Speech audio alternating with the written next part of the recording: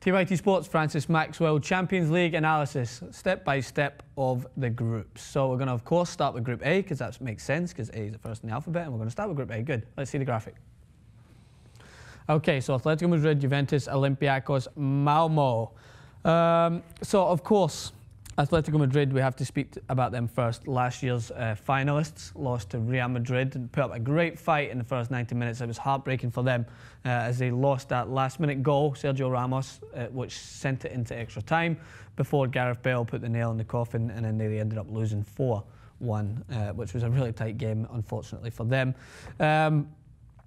They've made a few changes this year. Of course, we remember they sold Diego Costa, Philip Luis, a couple of memorable players. But I watched them closely against Real Madrid in the Super Cup, and I think that Diego Simeone has them structured so well. He's recruited well in signing Mandzukic, who will be a good player. I don't know if he'll replace Costa straight away, but he'll be good enough to basically hold that front line and grab goals for them. And I just think Atletico Madrid have came into this winning mentality, which is essential when you go into the Champions League. They know what it takes now to get to that level and to win the La Liga.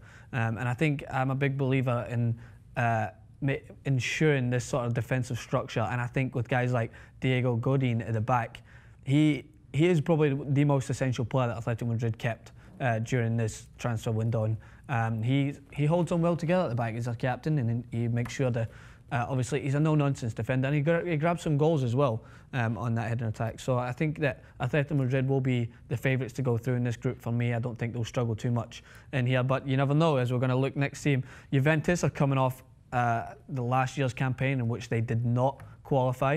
They bypassed the group stages, sorry. They lost a few other games which they should have won, and a lot of the Juventus fans were so disappointed.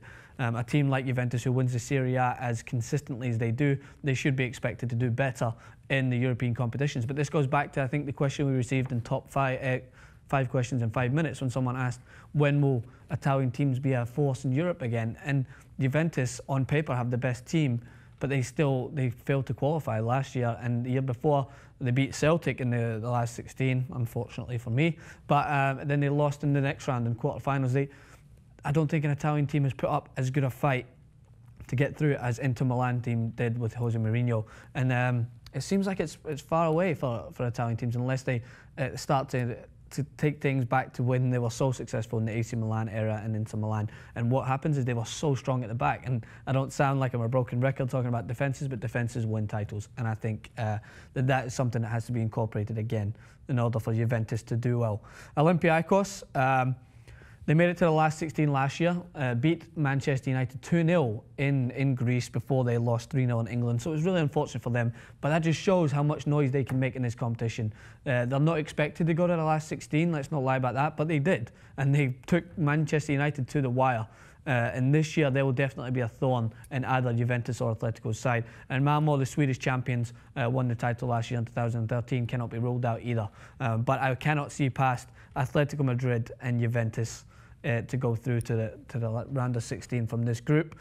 Champions League, the fascinating thing is you're always going to have upsets, similar to what we're talking about in the World Cup, where you Americans have the sleeper teams. Right, Jason, sleeper teams? All right. I'd fancy Olympiacos to be the team to cause an upset in this group, but I still believe Atletico and Juventus to go through. You heard it here first. Thanks for watching.